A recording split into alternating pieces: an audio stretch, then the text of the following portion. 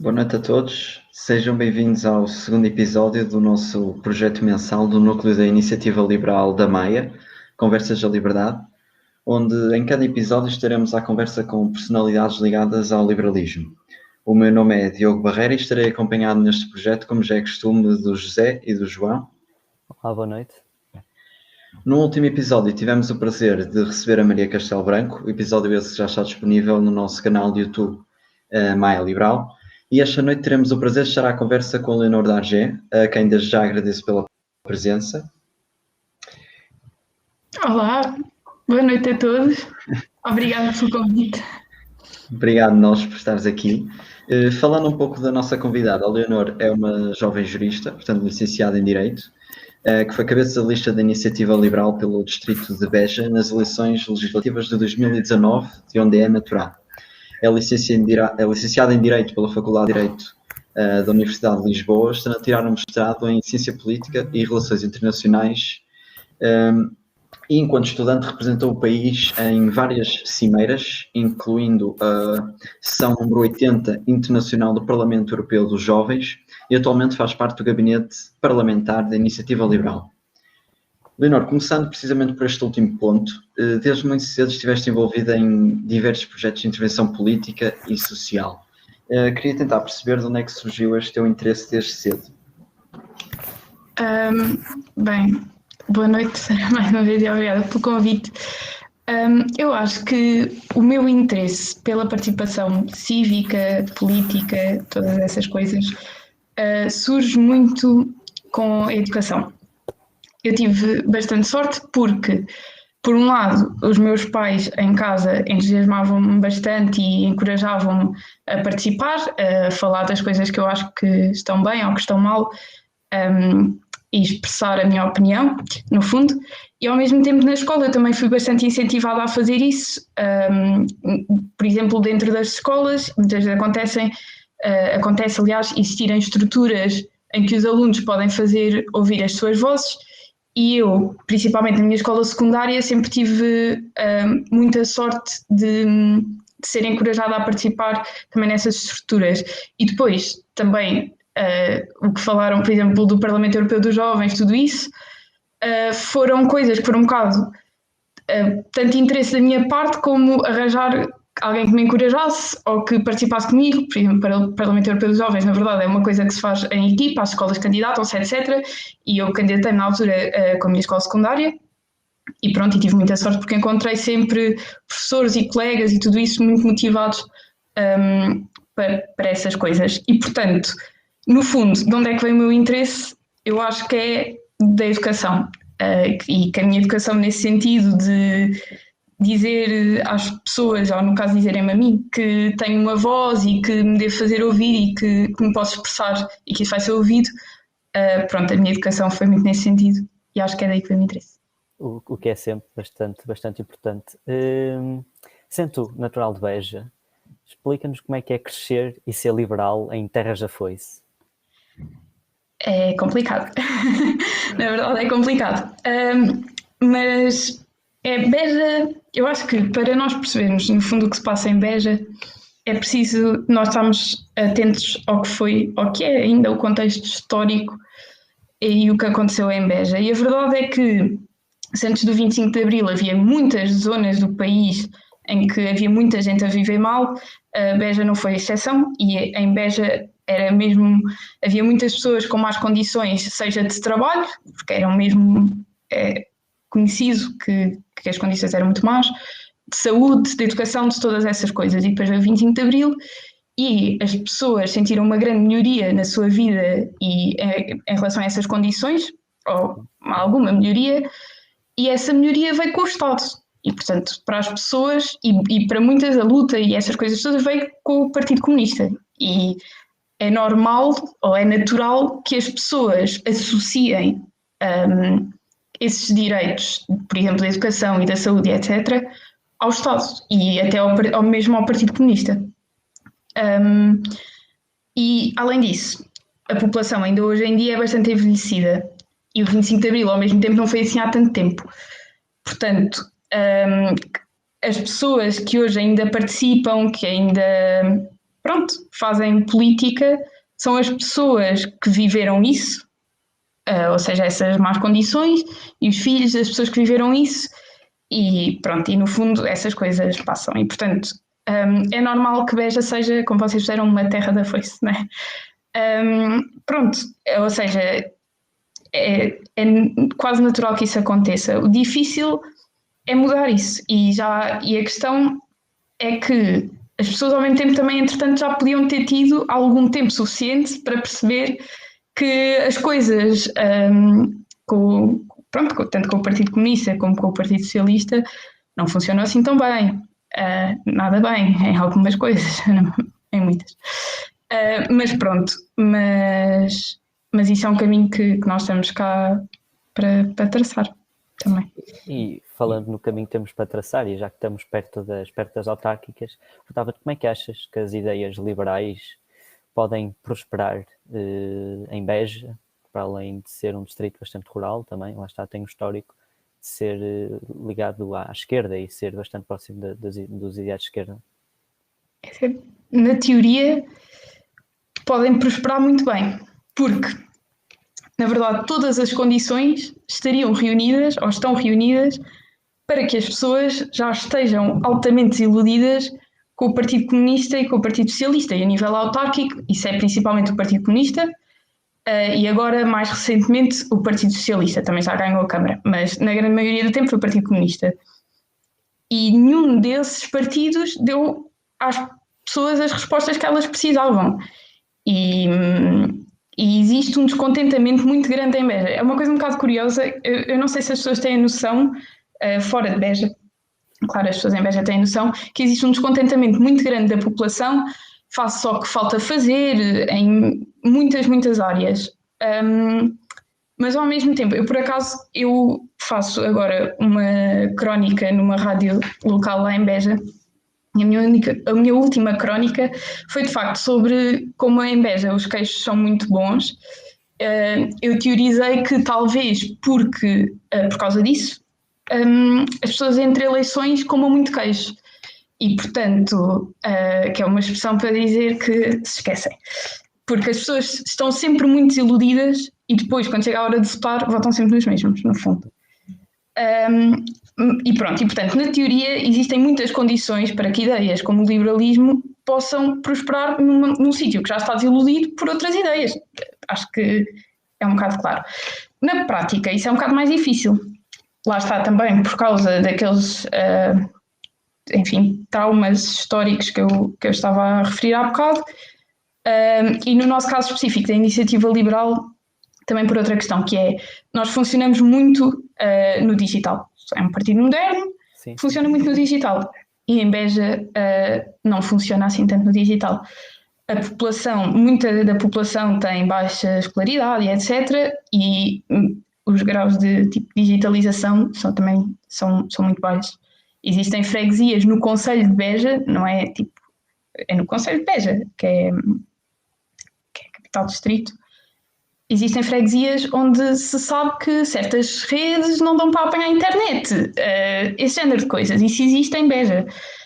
E, portanto, a nossa mensagem, nesse sentido, é um bocadinho mais difícil de espalhar. E, portanto, o que nós temos que fazer, e que é o que eu penso e gosto de achar que tenho feito, é falar com as pessoas, é explicar-lhes o que é o liberalismo, explicar-lhes quais é que são as soluções que o liberalismo traz. E Beja é um sítio onde é muito difícil, por exemplo, para a iniciativa privada. É um sítio muito encostado, que a cara do Zé, como que depois imagino. É um sítio que é muito encostado, não só ao Estado, digamos assim, mas é mesmo um sítio difícil para a iniciativa privada. Por exemplo, eu há pouco tempo vi um dado em que uma empresa em Beja tem, nos primeiros 2 anos, 50% de probabilidade de se encerrar. É um bocado chocante. É preocupante. E isso diz muito da dificuldade que existe para manter a iniciativa privada, para manter as empresas, e até depois para inovar, para se desenvolverem, etc. Sim. E portanto, nesse aspecto é um bom sítio para as ideias liberais, onde as ideias liberais podem ter lugar. O difícil é mostrar às pessoas em concreto que isso é assim. E já que tens feito aí um trabalho em Beja, quais são os seus planos para as autárquicas? Vamos poder ver-te a ganhar uma câmara ou ainda temos que esperar por algum comunicado oficial? Isso é mais...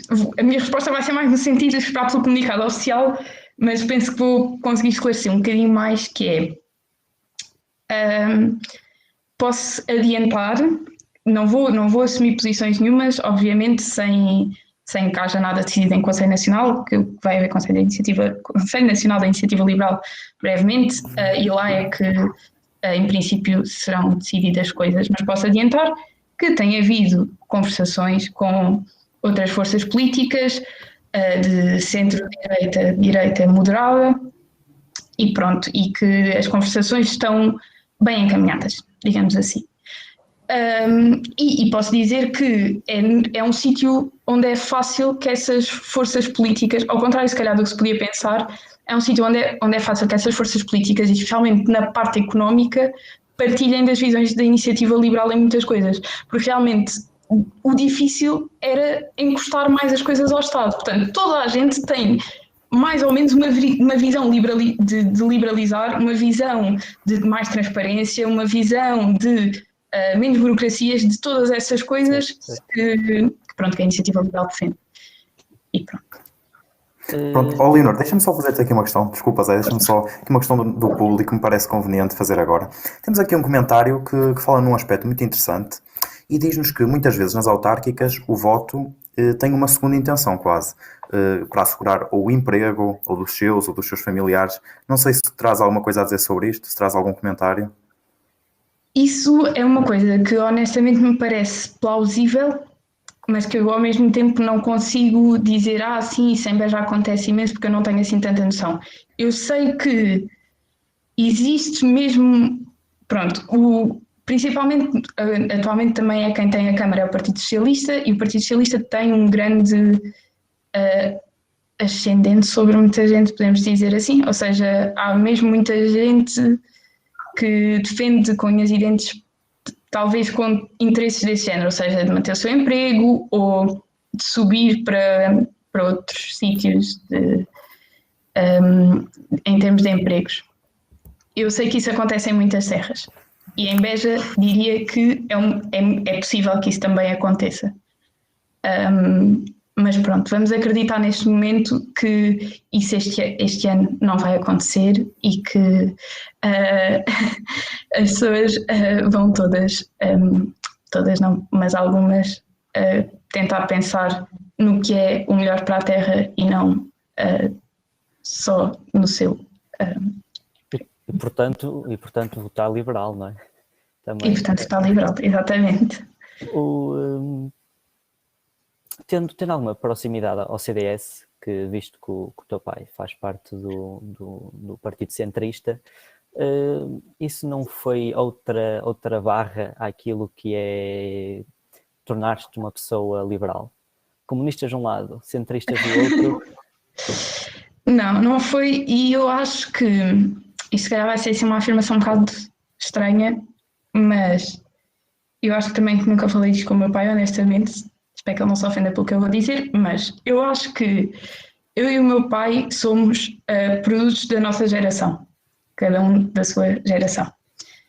E crescemos em contextos muito diferentes, e eu cresci num contexto de União Europeia, cresci num contexto de internet, de ser exposta a uma quantidade de coisas que me fez muito mais questionar certas, por exemplo, tradições, do que aconteceu com o meu pai. Pronto. E além disso, lá está, a Iniciativa Liberal de resto é um fenómeno recente, mas honestamente é um partido recente, mas honestamente eu não acredito muito que o meu pai se venha a juntar à Iniciativa Liberal, porque de facto, a sério, ele acredita mesmo muito no CDS, nem à Iniciativa Liberal, nem outro partido qualquer, porque ele está lá muito firme.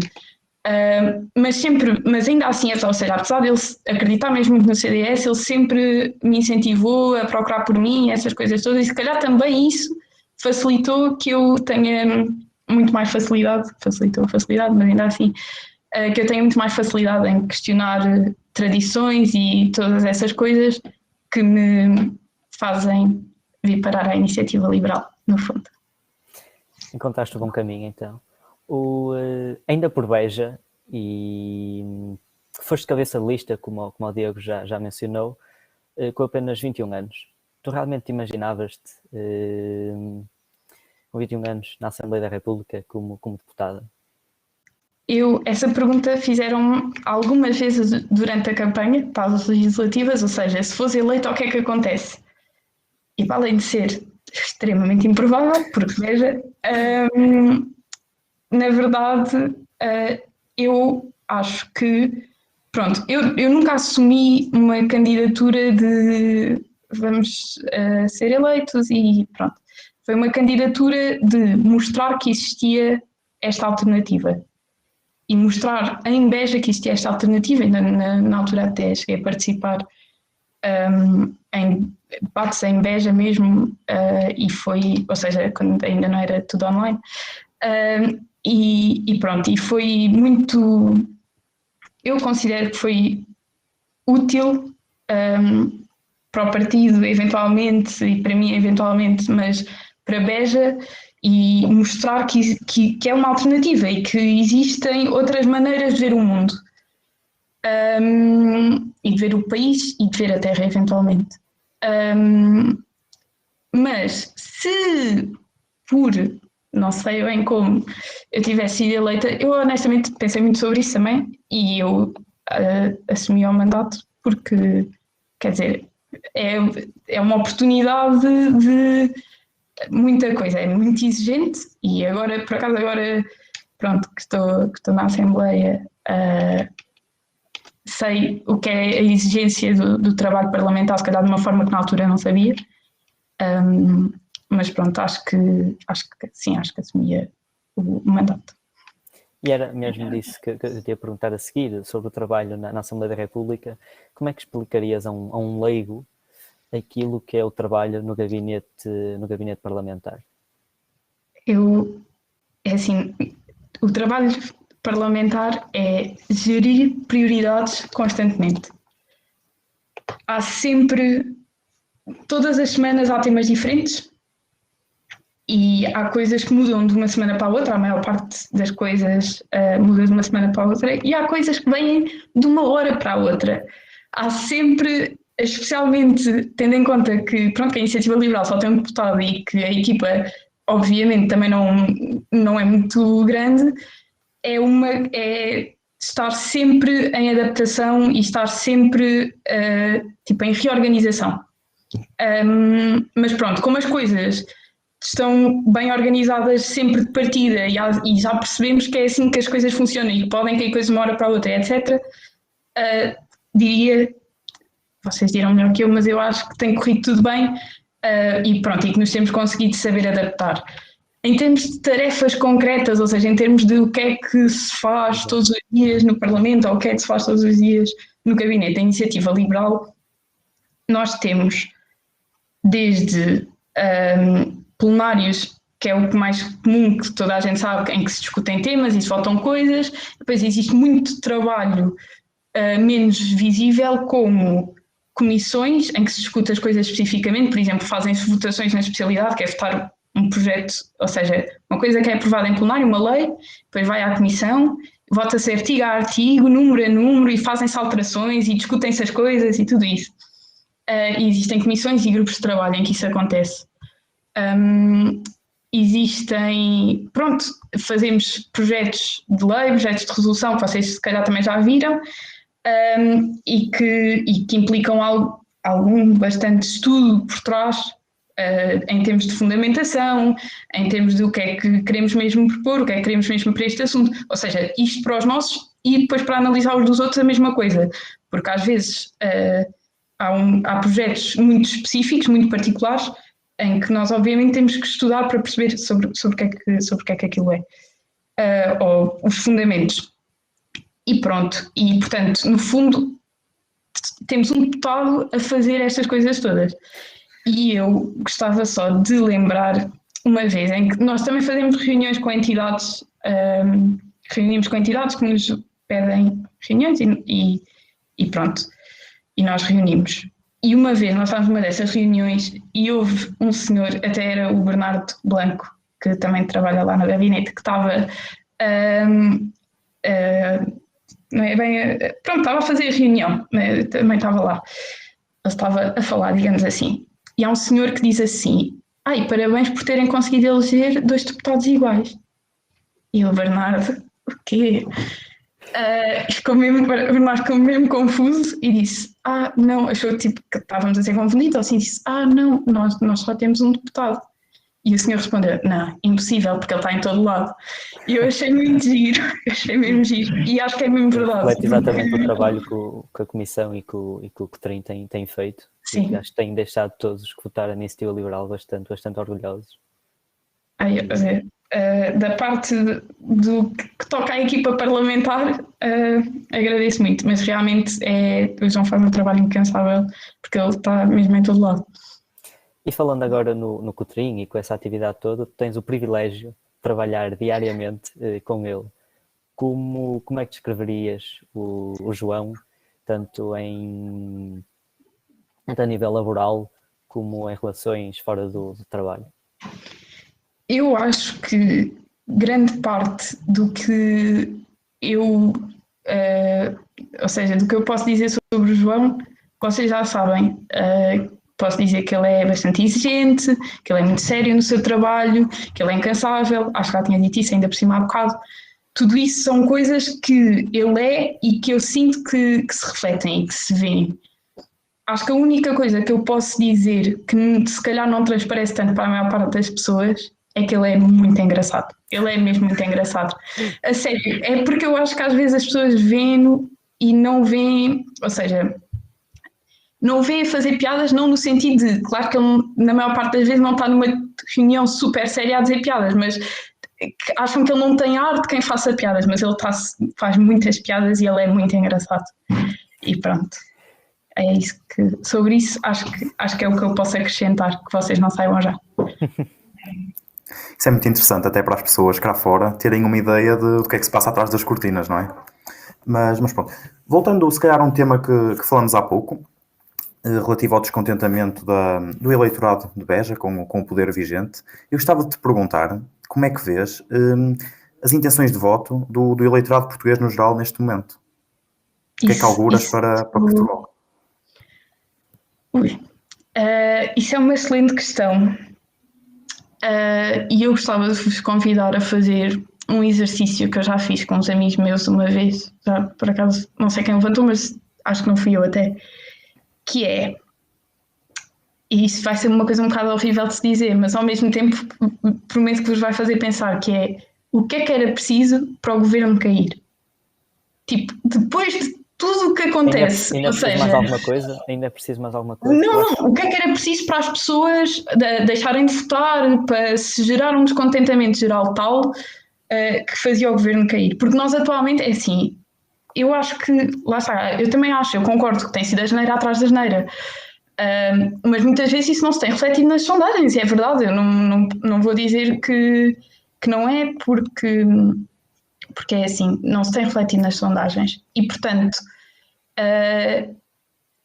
eu às vezes não sei o que é que as pessoas estão mais à espera, porque realmente é isso, acho que disso, tem sido a geneira atrás da geneira, e em relação a tudo, em relação, seja à gestão pandémica, houve muitas coisas que foram mal feitas, mas além da gestão pandémica, tem havido várias dimensões em que o governo tem falhado, tem conseguido falhar em várias dimensões. É impressionante. Isto ao fim e ao cabo é um fenómeno digno de estudo até. Exatamente, é isso, é um exercício bom para nós refletirmos, o que é que nós achamos que a população portuguesa, onde é que está a barra de tolerância para as trapalhadas do governo? E pronto. Exato. Mas, por exemplo, achas que se a Iniciativa Liberal fosse um partido menos urbano, achas que poderia conseguir alterar este panorama, de certa forma? Eu acho que a iniciativa liberal já está a fazer esse caminho, digamos assim, de eventualmente se tornar menos urbano e de conseguir alterar este panorama. Porque a questão, neste momento, eu acho que o que é preciso, eu acho que as ideias da iniciativa liberal, aliás, claro que acho, não é? Um bocado óbvio o que eu vou dizer, mas eu vou dizer na mesma. Eu acho que as ideias da iniciativa liberal seriam muito úteis, especialmente até úteis, para fora dos grandes centros urbanos, porque quer dizer, ideias de descentralização, ideias de transparência, esse género de ideias são ideias que são muito necessárias fora dos grandes centros urbanos. E depois mesmo toda a parte, especialmente económica, de dar liberdade para o desenvolvimento, dar liberdade para a inovação, todas essas coisas beneficiariam, se calhar até mais, fora dos grandes centros urbanos do que os centros urbanos. Por isso eu acho que neste momento o que falta é mesmo levar essa mensagem ainda mais às pessoas.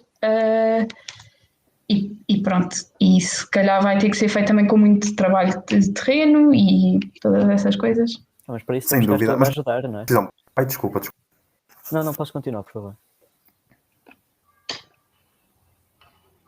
Peço desculpa. Não, mas lá está. Nesse sentido, o que é que tu farias para explicar a uma pessoa que se calhar não está tão informada em matéria política de que essas ideias poderiam ser benéficas diretamente na sua vida? Não é só teoria, mas podia ser mesmo algo bom. Eu, se calhar, mostrava o trabalho parlamentar da Iniciativa Liberal, não querendo aqui, mas sim, porque o trabalho parlamentar e não só, na verdade, há muitas coisas que a Iniciativa Liberal diz e faz que são demonstrativas de que essas populações sairiam claramente beneficiadas. Desde tudo o que é dito em relação ao centralismo e todas as ações que são tomadas também nesse sentido, até, quer dizer, coisas específicas como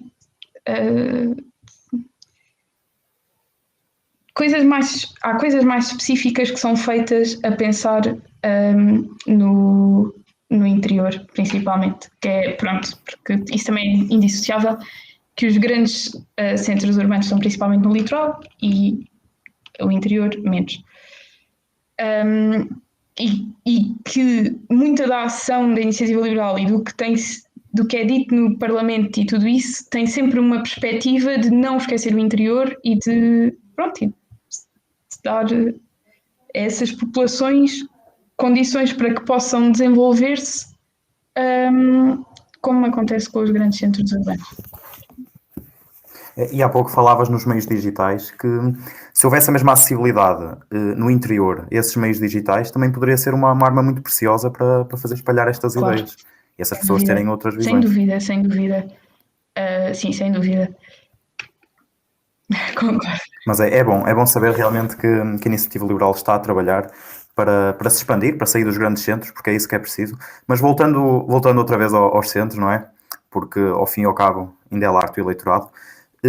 Vamos falar um pouco das autárquicas em Lisboa, que tem andado muito em voga este assunto. Gostava que nos dissesses, na tua opinião mesmo, dentro daquilo que tu entendes, se achas que a Iniciativa Liberal fez bem em avançar com o candidato ou se devia ter juntado ao Carlos Moedas e assim tentar derrotar o poder vigente assim, de uma forma mais útil, digamos. Não sei, diz-nos o que é que achas. Eu vou ser muito sincera, eu não tenho muito a acrescentar ao que tem sido dito na comunicação social pela Iniciativa Liberal. E neste momento, como vocês certamente sabem, o candidato ainda está a ser decidido. E, portanto, eu confio nos órgãos do partido para conseguirem fazer com que esta decisão se revele a melhor, sem dúvida. Não tenho dúvidas que isso pode acontecer. E, portanto, é isso. E, além disso, a Câmara Municipal de Lisboa não é de todo das minhas especialidades, até porque, pronto, eu sou de Beja e certamente, quer dizer, certamente não sei, mas presumo que se eu vos perguntasse quem é que vocês acham que devia ser o Presidente da Câmara de Beja, vocês, se calhar, também não sabiam. Portanto, pronto, estou a acompanhar a decisão, claro, e, ou seja, estou a ir mantendo atenta, mas não faço parte nem do núcleo de Lisboa, pronto, e nem estou particularmente envolvida na decisão e estou atenta ao processo. Mas não achas que uma frente de centro-direita seria importante para para derrotar o socialismo que está impregnado naquilo que é a cidade de Lisboa?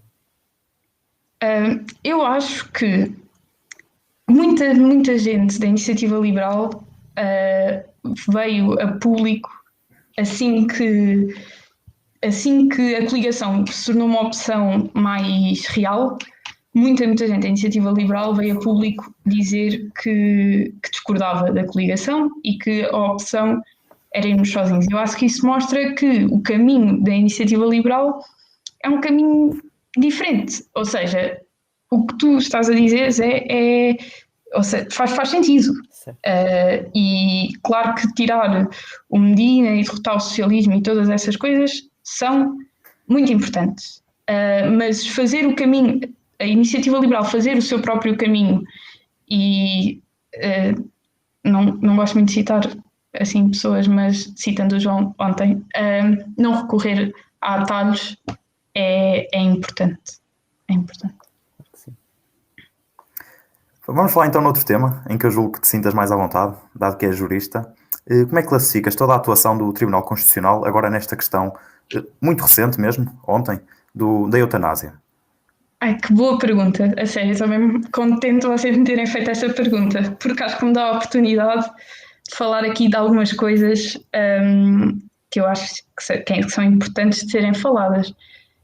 Eu acho que o Tribunal Constitucional, quer dizer, como é que classifica a atuação? Vejamos. Vou fazer mais uma perspectiva de análise do que é que aconteceu do que propriamente uma classificação valorativa disso, que é o Tribunal Constitucional declarou que a inconstitucionalidade de uma norma que estava contida no diploma, ou seja, no decreto que saiu da Assembleia da República, e que é uma expressão que é qualquer coisa do género de desculpem lá, é tipo lesão definitiva de gravidade extrema de acordo com o consenso científico. E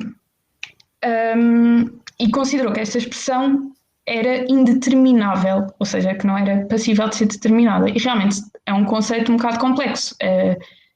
E portanto, nessa perspectiva, é uma oportunidade, se os juízes do Tribunal Constitucional consideram que ela é indeterminável, é uma oportunidade que estão a dar ao legislador de clarificar. E mais, o acórdão está disponível online, qualquer pessoa que queira ver está no site do Tribunal Constitucional, como tudo o que o Tribunal Constitucional faz praticamente, como as coisas da Assembleia estão sempre no site do Parlamento. Isto é sempre importante dizer, que às vezes as pessoas não sabem.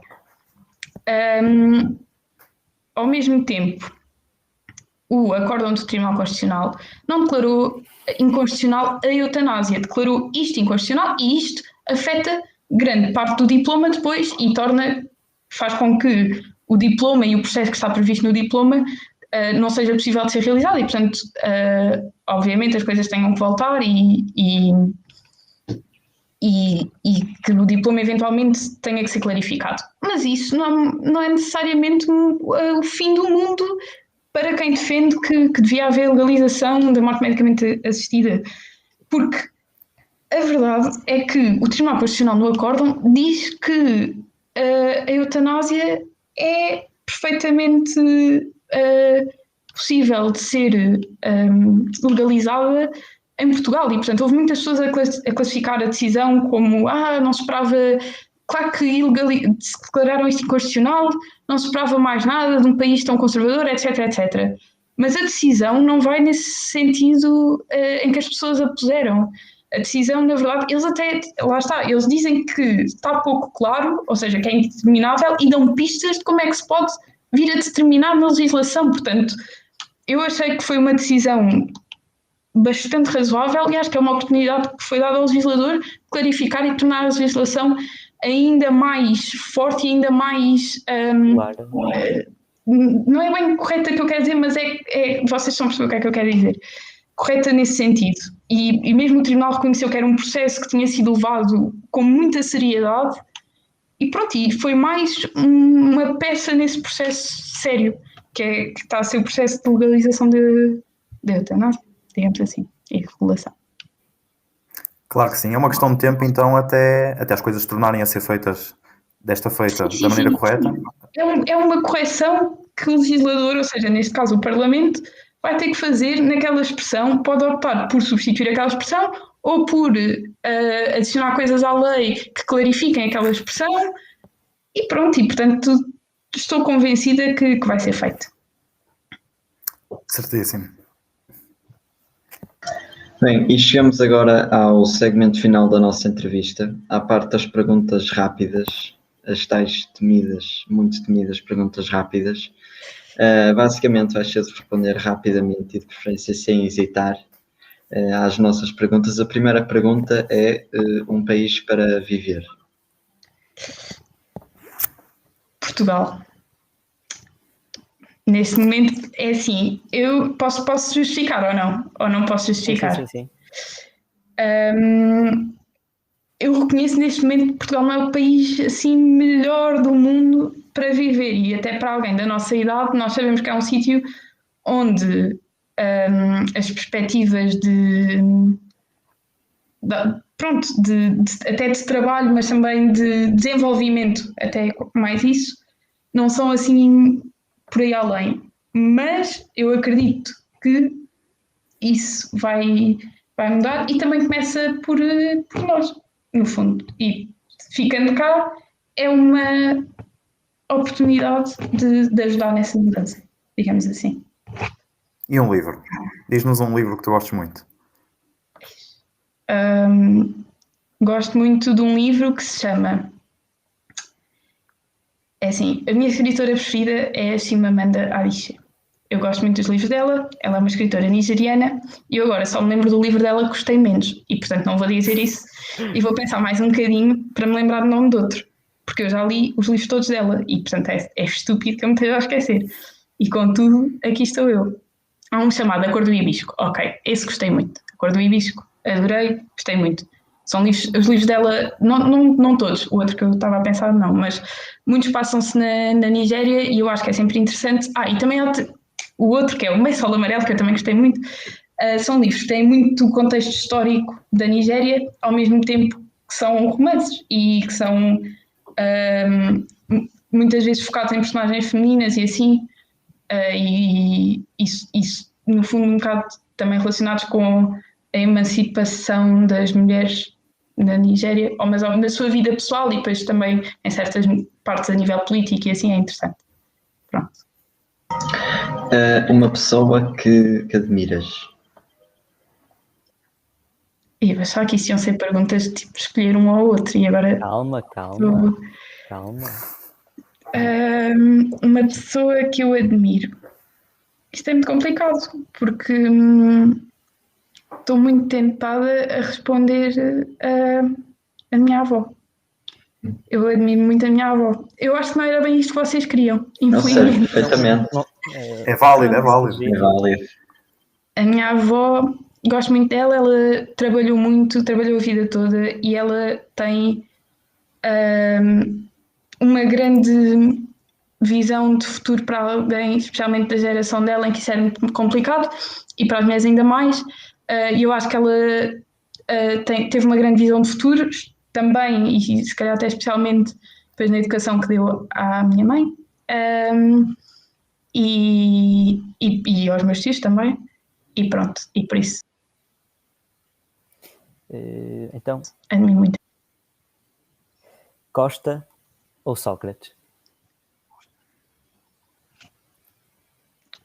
Zé, eu vou ser sincera, não ouvi tudo o que tu disseste, mas pareceu-me que tu tinhas dito António Costa ou Sócrates. António Costa ou José Sócrates?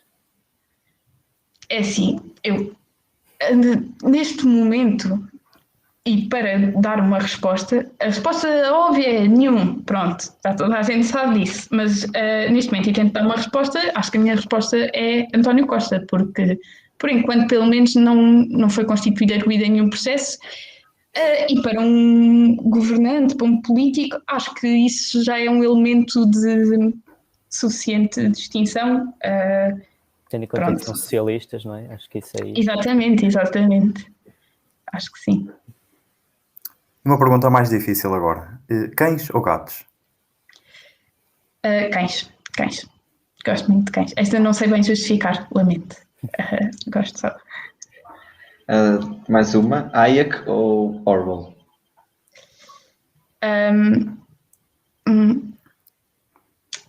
Desculpem estar a pensar tanto. Vou dizer, isto vai ser complicado, vou dizer Hayek, mas tenho a dizer que eu não conheço assim tanto o trabalho do Orwell, portanto, não. Conheço os óbvios, mas não conheço muito para lá do óbvio, no fundo, por isso vou dizer Hayek, conheço melhor. Agora, não diria a mais difícil, mas se calhar aquela que te pode dar mais problemas. Depois de António Costa e Sócrates, ainda me vão fazer uma mais difícil. Relativamente à política americana, Joe Biden ou Donald Trump? Não, essa para mim é fácil. Joe Biden. Uma liberal a escolher um homem que defende políticas económicas de esquerda? Sim, eu acho que eu tenho algum problema, vários problemas. Claro que eu não apoio as políticas nenhumas da extrema-esquerda e de esquerda em geral, mas eu acho que alguém que se rege pelas regras, em primeiro lugar, e outra coisa que eu vou dizer que pode ser um bocadinho mais polémica, mas que eu vou dizer na mesma, que é alguém que, por muito que odeie, e não acho que no caso do Joe Biden isso aconteça de todo, mas alguém que odeia as pessoas pelo que elas têm é menos grave do que alguém que odeia as pessoas pelo que elas são e não podem mudar. Pronto. E além disso, aquilo também que, pronto, no fundo é isso. E pronto, com isto chegamos ao fim da nossa conversa. Agradecemos com esta pergunta complicadíssima. Não acredito. Esta pergunta já deixou algumas pessoas em maus lençóis, nomeadamente a nossa coordenadora da Juventude na Comissão Executiva, a Maria Castelo Branco. Pronto, e com isto chegamos ao final de mais uma conversa. Agradecemos a todos que nos enviaram as questões. Agradecemos também bastante a tua presença. Foi bom estar a conversa contigo, perceber mais como é que funciona a Assembleia da República. E muito obrigado a todos. E para terminar, de forma de resumo, há mais alguma mensagem que queiras passar àqueles que nos estão a ouvir?